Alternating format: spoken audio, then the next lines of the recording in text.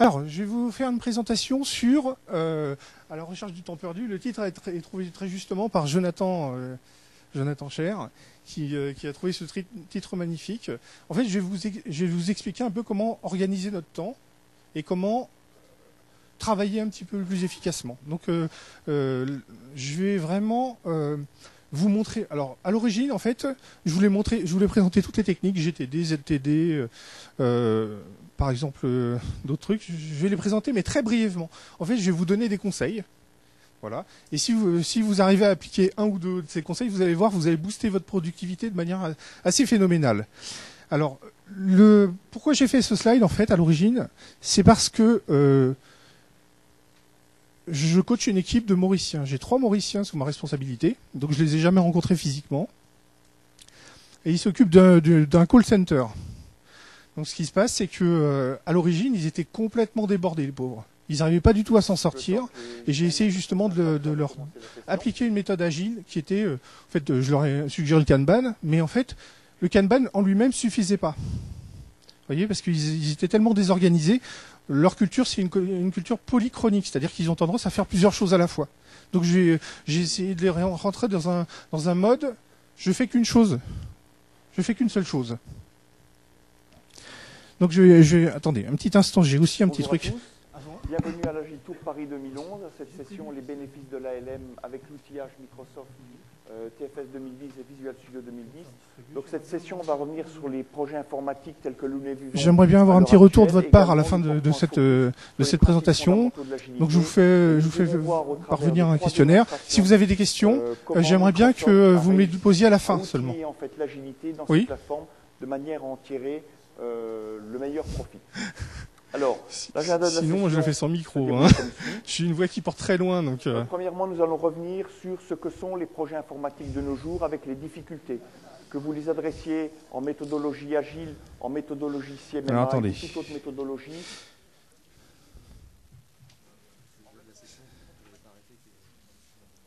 Ah!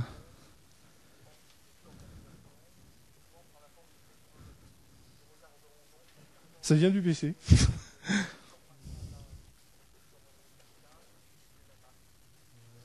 Ah, super. Voilà, magnifique.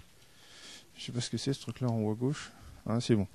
Donc, on fait une petite page pour rappeler pour remercier nos sponsors qui nous permettent quand même cet événement assez sympathique. Alors, le but de cette présentation, il y en a 3 en fait. Il y a une réflexion sur qu'est-ce que c'est que la notion de temps, notamment au travail. Je vais essayer de vous donner quelques conseils pour mieux organiser votre temps de manière agile. Et je vais essayer on n'aura pas trop le temps, mais a priori, la présentation, j'essaie de montrer les différentes méthodes. Mais elles sont toutes à la fin, ok ? Vous allez voir tout de suite. Alors j'ai testé cette présentation 3 fois déjà. Et au début, je présentais d'abord les méthodes de gestion du temps et je donnais en fait des conseils à la fin. Et tout le monde m'a dit, mais non, la vraie valeur de ta présentation, c'est les conseils. Donc là, je vais vous asséner avec une vingtaine de conseils. Mais vous allez voir, le but, c'est pas de tous les faire, c'est d'en faire un. Il y en a peut-être un seul qui vous servira. Je vous expliquerai notamment ceux qui m'ont servi. Alors voici, ma présentation est découpée en 4 parties. Donc je vais vous parler d'abord des principes qui gèrent la gestion du temps. Qu'est-ce que le temps de travail ? Je vais vous donner quelques conseils, enfin quelques-uns, il y en a une vingtaine. Et je vais vous montrer les méthodes et après, à la fin, je vais vous faire une petite synthèse au niveau des méthodes agiles. Alors les principes. Le premier principe qu'on utilise systématiquement en agilité, c'est la loi de Pareto, qui est que avec 20% des efforts, on obtient 80% des résultats. Voilà. Donc, avec 20% de votre temps, vous allez obtenir 80% d'efficacité. Ça, je pense que tout le monde connaît cette règle maintenant. Donc, je vais passer à la règle suivante. La loi suivante, c'est la loi de Parkinson. Le travail s'étale de façon à occuper le temps disponible pour son achèvement. Alors, 2 choses. Donc, le travail s'étale. Il s'étale à la fois, il se comprime. Si vous avez très peu de temps, il va se comprimer, mais il peut s'allonger. Par exemple, si on vous demande combien de temps il faut pour faire ça, vous dites il vous faut en vérité une journée. Bon, vous dites il me faut une semaine. Eh ben, si c'est accepté que vous avez une semaine pour le faire, vous allez voir, vous allez passer une semaine dessus. C'est ça qui est assez déroutant, c'est que vous allez simplement diluer votre effort tout au long de l'exécution de cette tâche. Alors, moi, j'ai mis mon nom sur une loi qui, en fait, le Parkinson au dernier moment possible. En fait, dans le jeu vidéo, on est toujours dans ce mode-là. Hein. Donc, on est toujours en retard. Et en fait, ce qui se passe, c'est qu'en général, la fin de la tâche, elle est à ce niveau-là, en plein au moment de l'effort. Vous voyez, on finit le truc, mais en fait, on n'a pas fini. On délivre, mais on n'a pas fini. Ce qui fait qu'en fait, on se retrouve avec une courbe. Là, on a l'impression qu'il n'y a pas d'effort, mais en fait, on essaie de finir le truc précédent. Vous voyez, ce qui fait qu'on est tout le temps en mode montagne russe. Voilà. C'est assez consternant dans le jeu vidéo. Bon. Alors là, je vais vous parler peut-être un des slides les plus importants de cette présentation, qui est en fait un effet très peu connu qui s'appelle l'effet Zeigarnik. L'effet Zeigarnik a été découvert par une psychologue russe en 1926. Elle était toute jeune. Donc en fait, on se rappelle mieux les tâches interrompues que les tâches finies. Voilà. Ça a été découvert par hasard. Je ne vais pas rentrer dans le truc, mais c'était à un café. Elle était dans un café, elle s'est rendue compte que le garçon mémorisait toutes les commandes. Mais dès que les gens payaient, ils avaient oublié ce qu'ils avaient demandé. Donc il y avait un nettoyage automatiquement. Donc l'illusion que vous voyez ici, c'est simplement il y a un seul triangle. Vous voyez, mais on a l'impression qu'il y en a deux. Voilà. Alors le premier corollaire de l'effet Zeigarnik, c'est que vous savez à chaque instant tout ce que vous avez commencé et où vous en êtes dans vos tâches. Et ça, c'est dingue. C'est-à-dire qu'on va vous demander, même si vous avez des trucs commencés en cours, vous êtes capable de dire en détail, voilà, j'en suis là, ça j'en suis ici, ça j'en suis à 10%, ça je suis à 30%. Voilà, c'est un effet qui sert à rien. Je vous le dis tout de suite, ça sert à rien du tout. Le deuxième effet, c'est quand quelqu'un vous demande une liste de ce que vous avez déjà fini, vous avez déjà oublié. Par exemple, moi typiquement, si mon responsable me dit « Allez, tu me fais une liste de ce que tu as fait la semaine dernière », j'ai oublié quoi. Par contre, je sais tout ce que j'ai à faire, mais je suis incapable de vous dire. Et le pire, c'est quand on commence à dire « Bon, allez, on va faire le bilan annuel, qu'est-ce que tu as fait l'année dernière ?» La crise. Donc ça, c'est le deuxième effet. Celui-là, il est plus amusant, mais c'est pas le plus important. Alors, plus vous commencez de tâches sans les finir, et plus votre stress augmente.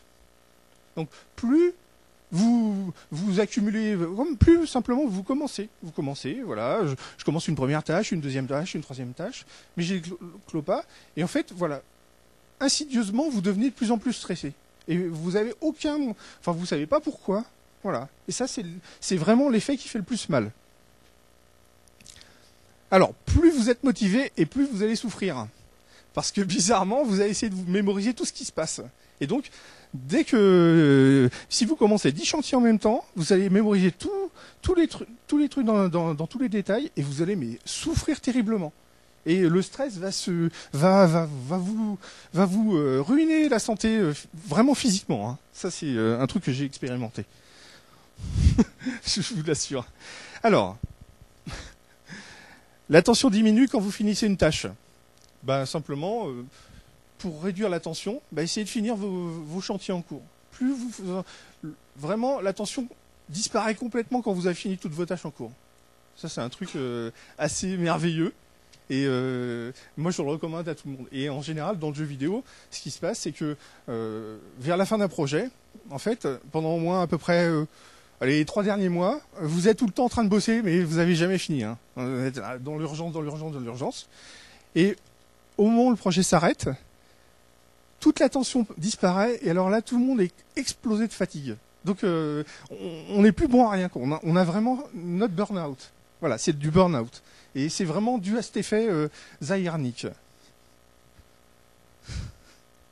Voilà.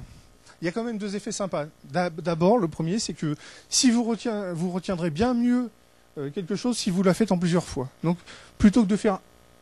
Par exemple, si vous avez quelque chose à apprendre, voilà, découpez-le. Vous allez mieux retenir les choses. Ça, c'est un coup de l'effet Zeigarnik aussi.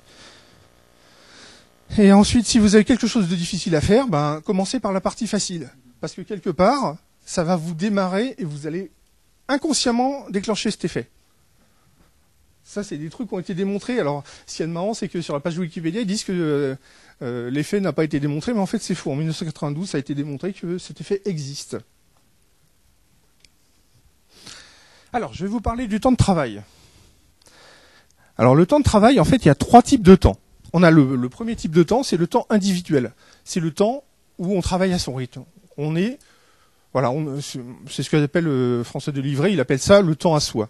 Le temps à soi, c'est vraiment, vous travaillez à votre rythme, vous n'êtes pas dérangé, vous dépendez de personne, vous travaillez vraiment tout seul dans votre coin. Ça, c'est le temps idéal en temps de travail.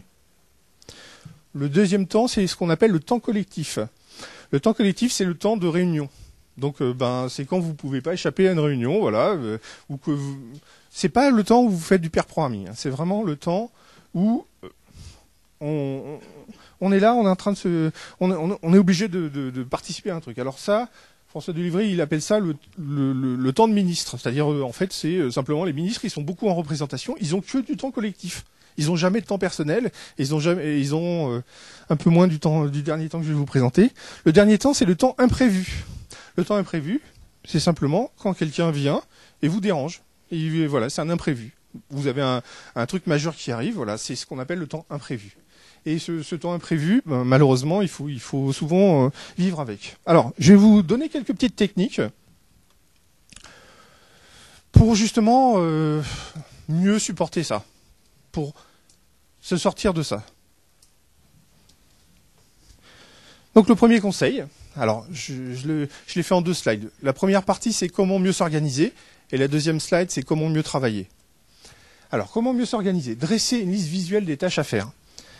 Ça a l'air tout bête, mais cette action vous nettoie vraiment l'esprit.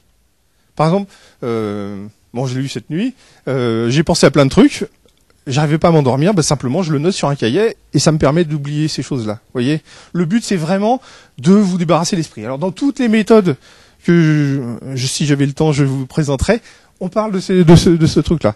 Il y a quand même un truc, c'est que une liste visuelle. Alors personnellement, moi j'utilise un cahier et un crayon. Mais on recommande beaucoup l'utilisation de post-it, qui est quand même plus visuel et vous permet de bouger facilement les priorités, alors que sur un cahier c'est pas évident. Donc ça c'est beaucoup utilisé en agilité. Alors, si vous avez une tâche longue, le mieux c'est de la découper, ou sinon de la timeboxer. Alors moi j'ai un exemple typique, c'est que par exemple je déteste faire mon jardin. J'ai un jardin, j'ai horreur de ça. Et ma femme insiste pour que je le fasse. Donc c'est assez pénible. Alors ce que je fais, c'est que je timebox. Donc je vais dire, bon allez, je vais en faire 15 minutes. Voilà. Et je suis assez fort en timeboxing, c'est-à-dire j'en fais pas 16 minutes, j'en fais vraiment 15 minutes. Et même en général 14 minutes. Voilà. Donc le timeboxing marche très très bien. Ça, c'est un truc essentiel aussi. Alors, définissez vos valeurs personnelles et objectifs à long terme. Alors, le problème des 2 premières méthodes, c'est que si vous commencez à découper des tâches, vous allez vous retrouver à être task-driven. Vous allez être drivé vous allez vivre de vos tâches. En fait, vous allez suivre les tâches et vous allez avoir l'impression d'avoir une vie remplie de tâches. Vous voyez, de tâches au sens des petites actions à faire. Ok ? Donc c'est bien de se retrouver, de savoir quel est mon objectif à long terme.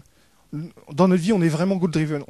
On se fixe des objectifs. Par exemple, quand on était gamin, on voulait devenir vétérinaire ou astronaute. Vous voyez, et à force de travailler, on oublie ces objectifs. On oublie qu'on est goal driven. Alors, pour vous donner un petit coup de, il y a une technique pour ça. Donc, je vais vous la donner, la technique. C'est que c'est simple en fait. Alors moi je vais le présenter de manière macabre.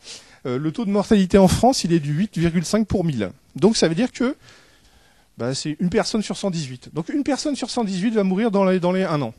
Vous voyez, une personne sur 118, on est 350 ici. Donc en théorie, il y a 3 personnes dans toute cette réunion qui vont mourir d'ici 1 an. Donc statistiquement, il y a à peu près une personne qui va mourir dans les 6 mois. Vous voyez ? Et donc, l'exercice qu'on se donne, c'est qu'est-ce que vous voulez faire ? Voilà, vous allez mourir dans 6 mois, qu'est-ce que vous voulez faire ? Voilà, la fin est proche. Quel est le but de votre vie ? Voilà, ça, c'est un bon exercice. Et c'est très, très dur Et c'est vrai qu'on a perdu nos priorités. On se dit, merde, qu'est-ce que je vais faire dans 6 mois, mince. Je vais mourir dans 6 mois, qu'est-ce que je dois faire là? Ah, je vais corriger un bug. Non, non, vous voyez, ça marche plus, quoi. Voilà. Ne cherchez pas à tout faire. Alors, ça c'est un truc, ça c'est très dur, c'est apprendre à dire non. Alors, refuser.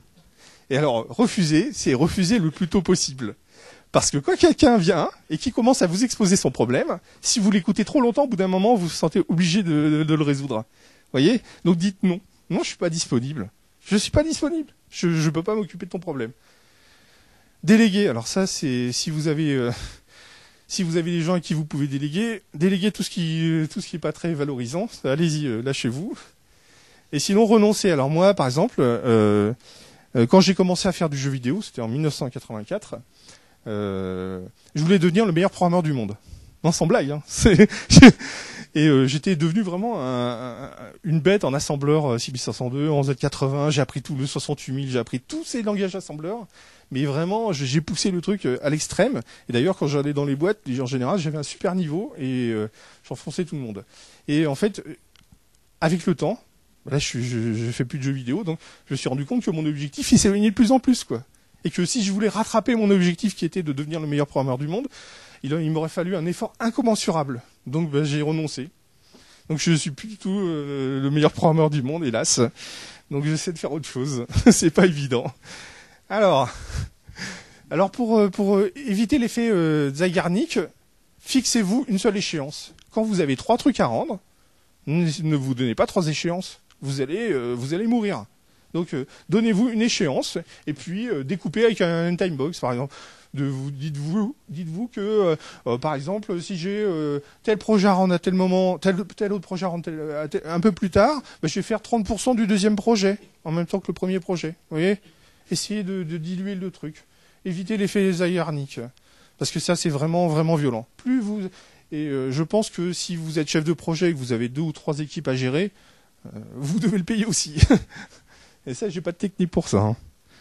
Donc, alors, le dernier point, c'est faites une revue de vos actions finies régulièrement. Est-ce que vous allez dans votre direction? Est-ce que c'est la bonne direction que vous avez choisie? Voilà. Et est-ce que vos actions vous y mènent? Si vous commencez à faire que de la correction de bugs, vous perdrez du sens à votre vie au bout d'un moment. Vous voyez? J'envie pas les développeurs de logiciels qui font que de la correction de bugs, qui sont que dans un certain mode. Parce que, voilà, simplement, ils ont plus vraiment de direction, quoi. Ils sont task-driven. Alors, ils peuvent compenser avec quelque chose dans leur vie en dehors. Hein. Mais moi, je pense que c'est important qu'on s'accomplisse aussi dans le travail. Voilà, je vous ai montré la première partie qui est comment mieux s'organiser. Je regarde où j'en suis. Oh là là, je suis hyper en avance. Je vais prendre... on va en profiter pour faire des questions après. Alors, comment mieux travailler? N'hésitez pas, pour éviter l'effet Zeigarnik, de noter vos questions, hein, pour éviter de stocker 47 questions, parce que ça va être dur. Alors, en début de journée, fixez-vous un objectif à terminer avant la fin de la journée. Voilà. Moi, rien que cette règle a changé complètement ma manière de travailler. Je l'ai appliquée il y a 6 mois, et maintenant, j'ai décidé d'une seule chose à faire. Alors, vous en faites pas, hein. Les interruptions vont arriver dans la journée, donc vous aurez toujours 2 ou 3 trucs à faire en même temps. Mais déjà, fixez-vous un objectif. Vous voyez, c'est très important qu'on ait un objectif à faire dans votre journée. Qu'est-ce qui est d'important pour vous à faire? Bon, là, en ce moment, j'ai des bugs à corriger, donc c'est pas génial, mais c'est un objectif. Alors, ça, c'est mon point préféré. Travailler à votre rythme. Alors, travailler à votre rythme, c'est d'abord s'isoler. Alors, isolez-vous. J'ai proposé 3 méthodes de s'isoler. Alors, la première méthode, c'est simplement de vous mettre dans une salle à part. Voilà. Par exemple, vous êtes en pair programming, vous prenez votre duo et hop, vous allez dans une pièce à part. La deuxième méthode, c'est télétravailler. Alors moi, je télétravaille une journée par semaine et c'est simple. Cette journée, je suis 2 fois plus productif que les autres journées parce que je ne suis plus interrompu. Donc je suis plus en mode le temps imprévu. Je suis plus du tout en temps imprévu. Troisième point. J'ai pas trop le choix, je suis en open space. Donc la solution, vous utilisez un casque. Alors ce que je fais, c'est que je mets un casque et je mets de la musique sans parole. Parce que il faut pas être gêné par par les paroles. La chanson, ça gêne. Alors bon, moi j'écoute de la musique d'ambiance, mais vous pouvez écouter de la musique classique aussi, c'est pas mal. Vous voyez, ça c'est une bonne astuce pour s'isoler dans un open space. Un autre truc aussi pour s'isoler dans un open space que je vais conseiller, que j'ai pas pensé maintenant, mais je le vois maintenant, c'est éviter d'être dos à la foule, parce que ça c'est très perturbant. Donc essayez de vous coller dos à un mur, vous voyez, prenez une bonne place et là vous serez à l'aise. Alors définissez vos priorités. Simplement, voilà, vous savez un petit peu ce qui est prioritaire. Quand des gens viennent, ils disent voilà, moi il me faut ce truc-là tout de suite. Est-ce que c'est prioritaire pour vous? C'est peut-être prioritaire pour cette personne, mais pas pour vous. On en voit un point à négocier l'imprévu.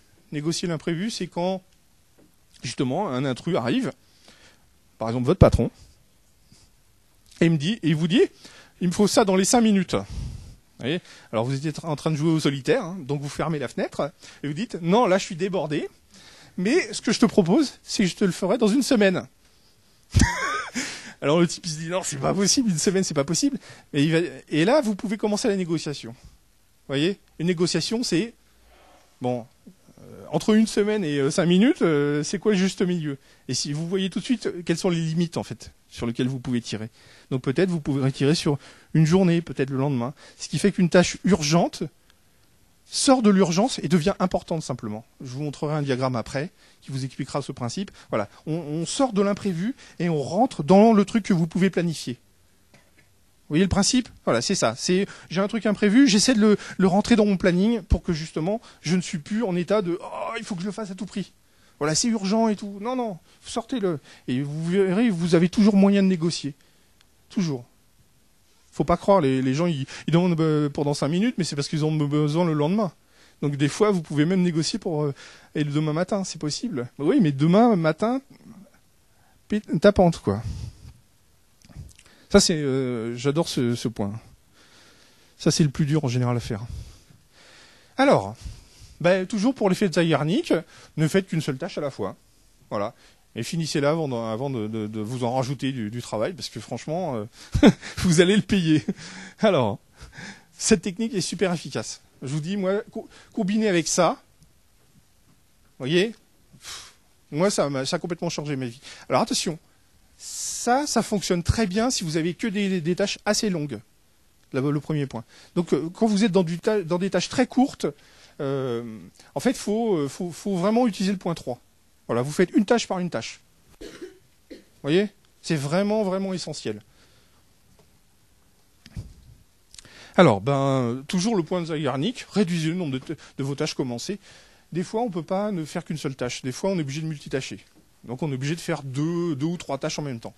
Dans tous les cas, essayez de réduire vos nombres de post-it ouverts. Voilà. C'est avec le groupe que je coach sur l'île Maurice. Avant, ils utilisaient 3 fois le même logiciel ouvert pour pouvoir basculer d'un ticket à l'autre. Ils gèrent des bugs en fait. Donc ils géraient 3 tickets en même temps pour gagner un tout petit peu de temps. Et en fait, ils en perdaient énormément. Depuis qu'ils ont arrêté de basculer entre 3 fois la même session ouverte, en plus le logiciel qu'on utilisait est très lent, curieusement, ils ont moins de stress, la productivité, elle est incommensurable, et surtout, on a gagné en qualité. Parce que simplement, au lieu d'essayer de finir la tâche à tout prix, à court terme, on se donne le temps de faire les choses bien. Vous voyez, on peut bosser dans la qualité une fois qu'on arrête d'être dans l'urgence. Alors ça, c'est un point, mais qui me consterne parce que très peu de méthodes le proposent. C'est faites des pauses et faites-vous plaisir. Quand vous faites quelque chose, récompensez-vous. On n'a pas cette notion de récompense. On se dit, ouais, j'ai encore des boulots. Et c'est encore pire pour les gens très motivés et qui sont très ambitieux. Ils veulent bosser. Ils font jamais de break. Je comprends pas comment ils arrivent à tenir. Ou alors avec de la drogue. Mais dans tous les cas, voilà, faites-vous plaisir. Faites un break. Il y a une technique aussi très utilisée pour un peu changer de comportement, c'est la technique pavlovienne, c'est faites-vous plaisir en vous donnant un gâteau à chaque fois que vous arrivez à faire quelque chose que vous aviez décidé. Vous voyez, enfin vous coupez un gâteau en 4 par exemple et vous bouffez un quart de gâteau, mais pas un gâteau à chaque fois, sinon vous allez prendre du poids. Donc, alors ça c'est une technique GTD, c'est si une tâche prend en GTD c'est 2 minutes. Moi je veux dire si une tâche prend moins de 5 minutes, faites-la tout de suite. parce que ce qui va se passer, c'est que malgré le fait qu'on la note dans la liste des tâches, par exemple, si vous avez un coup de téléphone à passer, si vous attendez et que vous dites, ah non, c'est un coup de téléphone urgent, il faut que j'appelle, par exemple, mon dentiste, c'est comme ce fut le cas pour moi la semaine dernière. Donc, si je laisse traîner toute la journée, ça va me polluer. Voyez, et je serai moins efficace dans ce que je fais actuellement. Donc, simplement, vous appelez, vous faites votre appel, et après, vous êtes débarrassé et vous pouvez avancer sur vos tâches. Souvent, ça sauve pas mal la vie quand vous avez des petits trucs d'imprévus qui arrivent et qui demandent pas beaucoup de temps. Vous le faites tout de suite et hop, on n'en parle plus. Parce que le rajouter dans la liste, c'est pas toujours une bonne chose quand le truc est vraiment petit. Voilà, ça c'est aussi une technique que j'ai lue et que j'ai trouvée nulle part, c'est grouper les tâches similaires. Par exemple, si vous avez 4 coups de téléphone à passer et 6 emails à envoyer, vous commencez pas à faire un appel, un email, un appel, un email, un appel, un email. Vous voyez, vous faites tous vos appels d'abord et tous vos emails ensuite. C'est tout bête. Vraiment. Bon, et là, c'est un principe que j'adore, c'est quand c'est possible, travailler à deux. Alors pourquoi travailler à deux? Parce que simplement, vous n'avez rien besoin de préparer. Vous voyez, quand vous travaillez tout seul, vous êtes obligé de vous dire « Bon, comment je vais faire tout ça et tout ». Quand vous travaillez à deux, vous venez, la personne avec vous, voilà, et vous allez vous arranger tout seul, ça va s'organiser tout seul. Il n'y a pas besoin de trucs. Et ça, c'est justement ce qui fait le point fort de l'extreme programming. Voilà, et le point le plus important, prenez ces habitudes. Alors moi, je vous dis, ne faites pas tout ça en même temps, vous n'y arriverez pas. Vous voyez, vous allez faire du Zeigarnik sur vos changements de comportement. Donc, il faut les intégrer une par une. Alors, il faut se forcer au début. Hein. Au début, le premier effort est très dur. Essayez de tenir une semaine. Le but, c'est de tenir 30 jours. Au bout de 30 jours, vous arriverez à intégrer une technique. Par exemple, le fait de refuser. On l'a fait avec notre équipe. On le fait grâce, surtout rétrospective. Au bout d'un moment, les gens se rendent compte qu'il faut savoir refuser parce qu'on s'en sort pas. Et donc, voilà, au bout de 3 itérations, enfin au bout de 3 semaines, l'équipe savait dire non. Voilà, il nous a fallu 3 semaines pour savoir dire non. Et maintenant, on sait dire non, c'est-à-dire quelqu'un vient et dit non. Ça. Et avant, c'était, il y avait une seule personne qui disait non, mais toutes les autres disaient oui. Donc, on allait voir la personne qui disait non, non. Alors, hop, je vais voir l'autre personne. Ah ouais, tu veux? Ouais, c'est cool. Vous voyez? Et les gens contournaient le problème. Donc, ça marche. J'ai oublié de préciser, les méthodes que je vais expliquer marchent à la fois pour vous, pour votre travail, pour votre vie, et en équipe. Et on marche encore pour des tas d'autres choses. Alors, je vais vous donner quelques conseils personnels qui sont dans aucune méthode. Alors, consultez votre entourage sur la valeur réelle de vos tâches. Alors, ce qui se passe souvent, c'est que vous avez l'impression que quelque chose est important. Et en fait, il n'y a que vous qui avez cette perception. C'est-à-dire, vous vous demandez autour de vous, mais ah bon? Par exemple, ma femme, elle me dit, le jardin, c'est hyper important et tout. Ça va pas, non? On s'en fiche du jardin. Aucune importance, le jardin. De toute façon, elle peut même pas aller dans le jardin. Donc, vraiment, ça n'a aucun intérêt, quoi. Donc, ça, c'est vrai au niveau de votre responsable. Allez voir votre responsable si vous avez, si vous avez tout un tas d'actions à faire et que vous savez pas trop quoi choisir, que vous avez du mal à mettre des priorités, allez voir votre responsable et demandez-lui qu'est-ce qui a de la valeur pour lui. Et des fois, vous serez surpris parce que c'est vraiment complètement différent de ce que vous attendiez. Et d'ailleurs, c'est un bon moment pour négocier les priorités. Vous voyez, moi, avec mon équipe de Mauriciens, en fait, on s'est rendu compte que pour eux, la priorité était complètement différente de la priorité interne. La priorité interne, et d'ailleurs, je trouve que leur priorité était plus convaincante que la priorité qu'on utilise. Vous voyez, donc c'est important tout ça. Alors ça ma femme m'engueule pour ça, mais bon, évitez de faire des choses qui vous déplaisent ou qui n'ont pas de valeur pour vous. Et alors si c'est les deux, mais alors faites-le pas du tout, quoi. Donc moi le jardin, je passe. Vous voyez, donc c'est hyper important. Alors en même temps, des fois ça n'a pas de valeur pour vous. Et dans ce cas, parlez avec les personnes qui vous demandent de faire ce truc-là. Peut-être que ça sert à rien. Si on vous demande de faire un rapport de 20 pages que vous savez qu'il va finir au fond d'un tiroir, peut-être que vous pouvez utiliser un générateur de mots aléatoire et ça vous fait gagner un peu de temps, quoi. Je sais pas, essayez de trouver des astuces. Tout ça, c'est de la négociation après. Si vous acceptez, comme ça, béatement, oh, vas-y, de toute façon je vais le faire, facile, vous allez juste vous faire du boulot inutile. Intéressez-vous à ce que vous faites et soyez enthousiaste si c'est possible. Alors, en fait, plus vous êtes enthousiaste sur ce que vous voulez faire, et plus c'est facile ce que vous faites. Et plus vous allez vous éclater. Regardez, un patron de boîte, il va bosser 80 heures par semaine et il va dire « Mais pourquoi personne travaille 80 heures par semaine, quoi ?» On se dit « Regardez, je m'éclate, quoi. » Et moi, non, moi je suis en train de corriger des bugs, je m'éclate pas du tout. Mais quel est l'intérêt, quoi? Et en plus, le type, il travaille peut-être 2 fois plus, mais il gagne 100 fois plus. Donc, non. Alors, lui, il fait des choses qui l'intéressent. Mais vous, est-ce que vous faites des choses qui vous enthousiasment?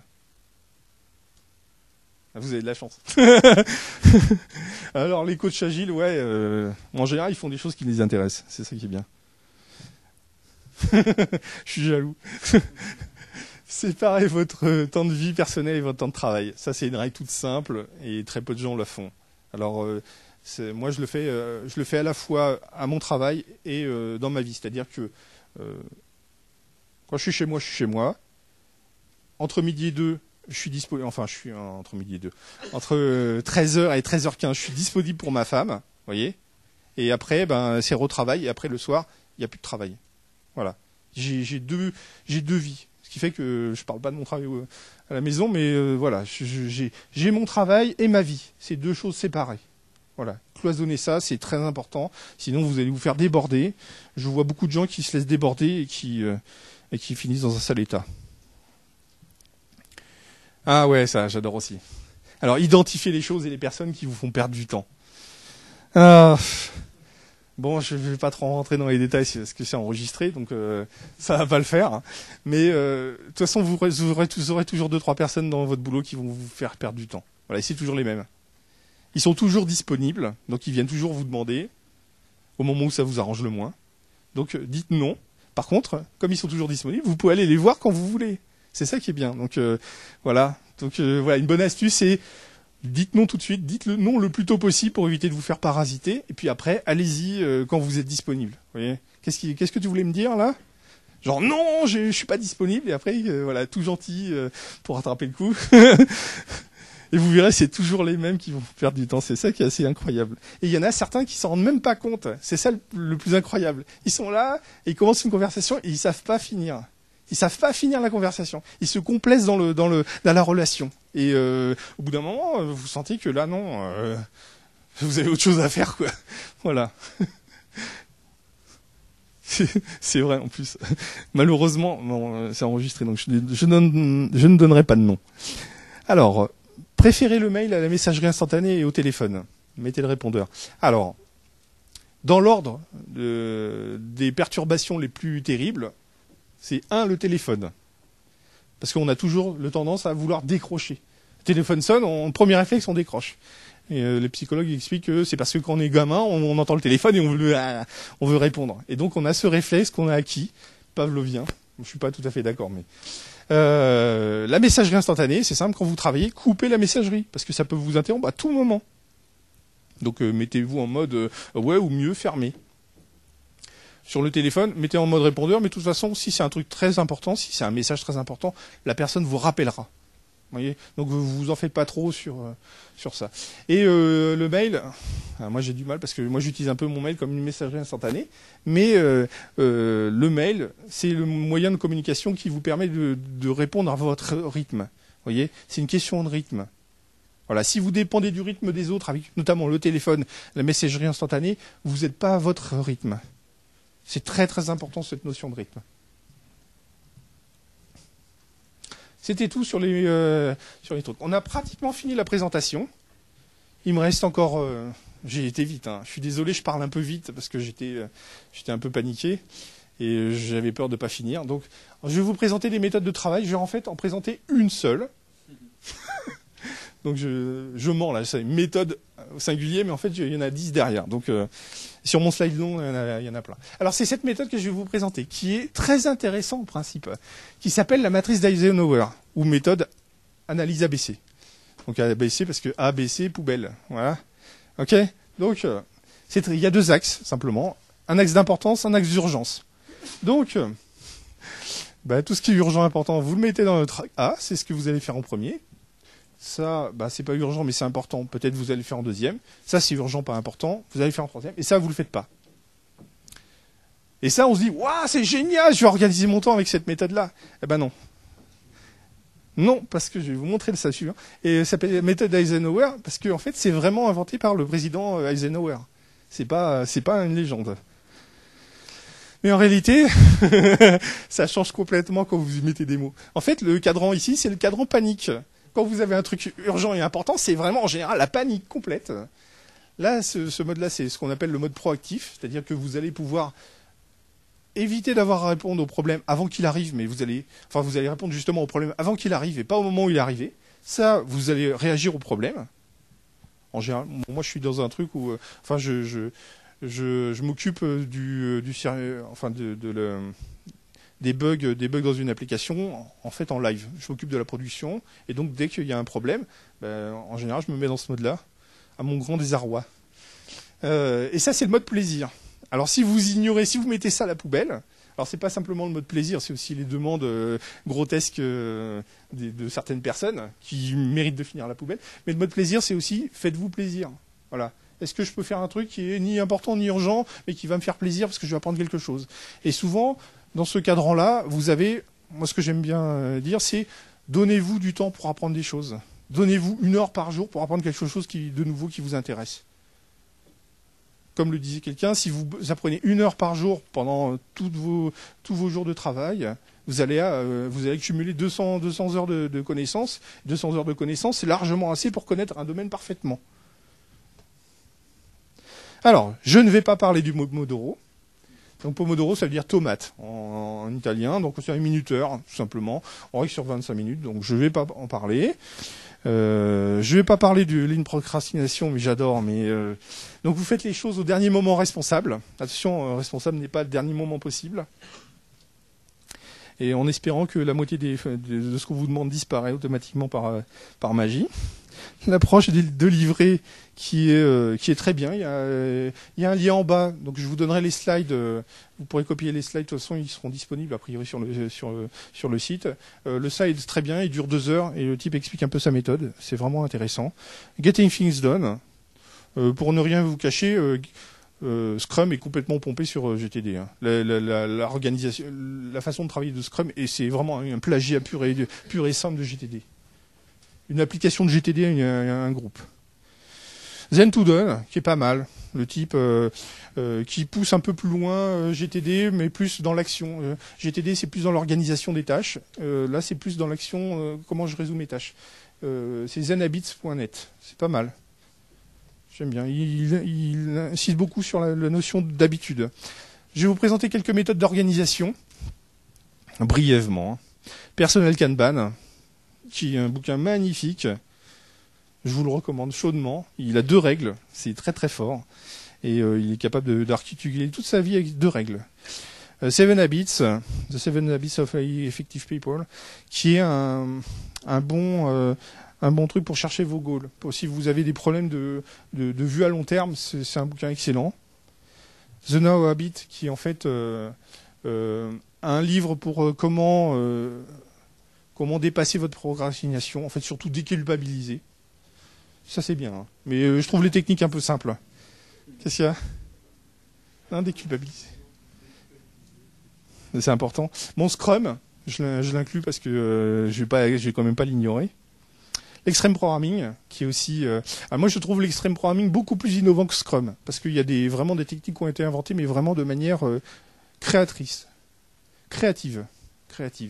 Et j'adore. J'en fais pas trop souvent en ce moment, mais j'adore.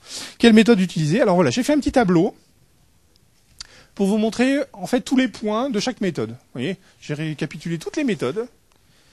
Alors, 1 étoile, c'est quand c'est implicite, et 2 étoiles, c'est quand c'est explicite. Bon, je me suis peut-être trompé sur certains points, voyez.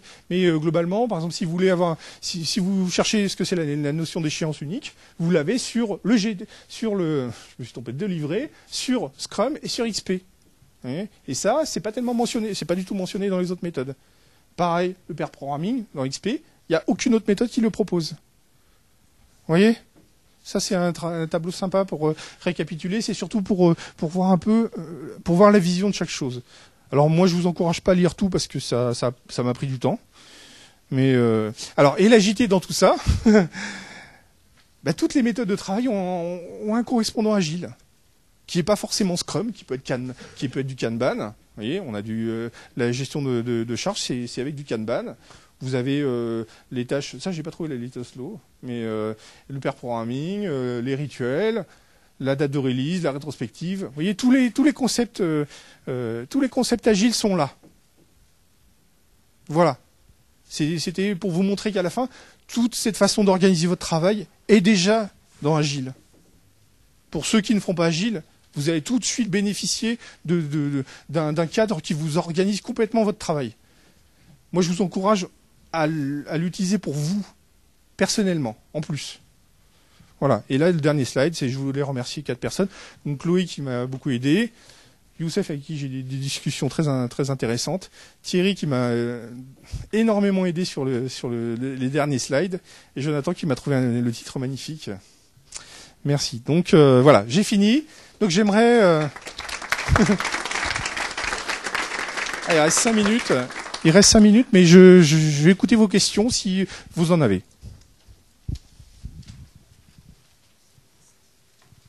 C'était dense, hein. J'y suis allé, hein.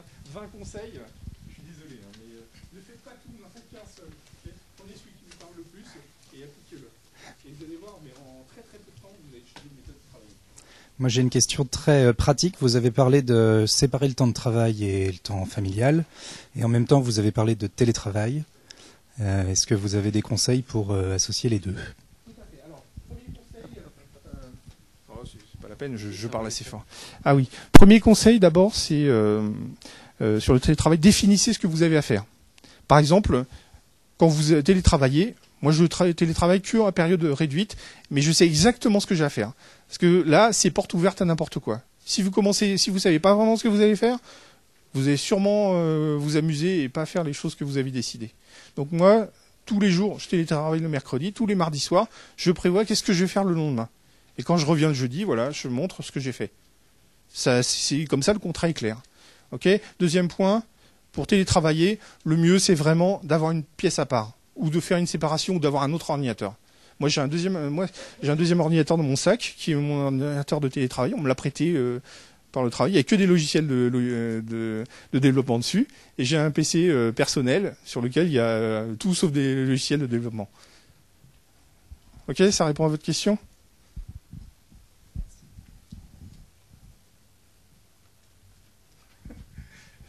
Je sais que là, je vous en ai donné énormément d'informations, donc je pense que là, c'est un peu dur. Oui, juste une réflexion sur savoir dire non. C'est quand même quelque chose d'assez dangereux si c'est mal fait. D'expérience, dans un groupe où on était extrêmement sollicité, hein, je fais pas de dessin, vous connaissez tout ça. Le fait de commencer à dire non et à essayer de mettre des jalons et de négocier, ça s'est terminé par une réflexion de la part de la direction. Qu'est-ce qui se passe? Vous voulez plus travailler? Voilà. Donc je force un peu le trait, mais c'est quelque chose qui est vraiment à prendre avec des pincettes, me semble-t-il. Alors peut-être que vous pouvez nous donner quelques conseils là-dessus.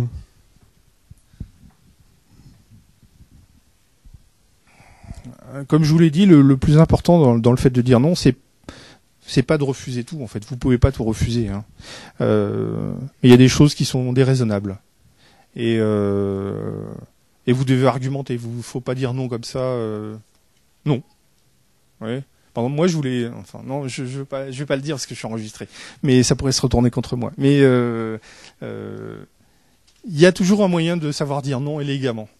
Vous voyez, vous pouvez dire non sans dire non. Vous pouvez avoir des arguments montrant que la personne, sa demande, elle est déraisonnable. Ça, c'est pas difficile. Il suffit juste de réfléchir un petit peu. Avec mon groupe mauricien, on a travaillé un peu dessus. Donc, on a réussi à trouver des axes. On a fait une rétrospective sur laquelle on a essayé de dire comment on peut dire non à cette personne qui vient avec cette demande déraisonnable. Comment on peut le faire? Et ça, c'est un travail d'équipe. Parce que ce qui se passe, c'est que souvent, comme je vous l'ai dit, on a ce problème que vous dites non, mais quelqu'un de votre équipe va dire oui. Ce qui fait que vous n'êtes plus les crédibles. Et qu'au contraire, ça va se retourner contre vous, parce que s'ils disent, ouais, lui, il dit non, et que l'autre dit oui, c'est que quelque part, il me baratine. Vous voyez, donc c'est un effort collectif qu'il faut faire.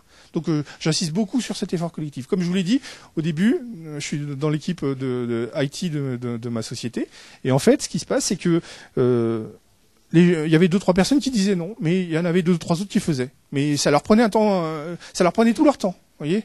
Et on s'en sortait pas de ça. Et au moment où il y a eu où on s'est dit non, mais là, faut qu'on arrête ce comportement. Comme par magie, ça s'est débloqué.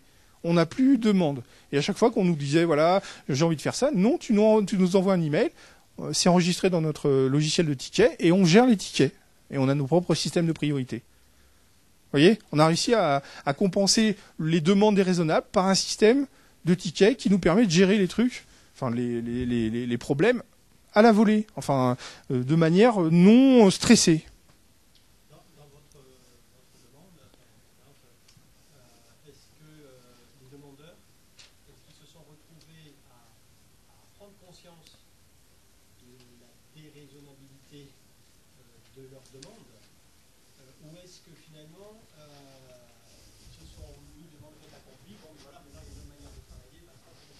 Il y a une autre manière de travailler. Chez nous, c'est un peu...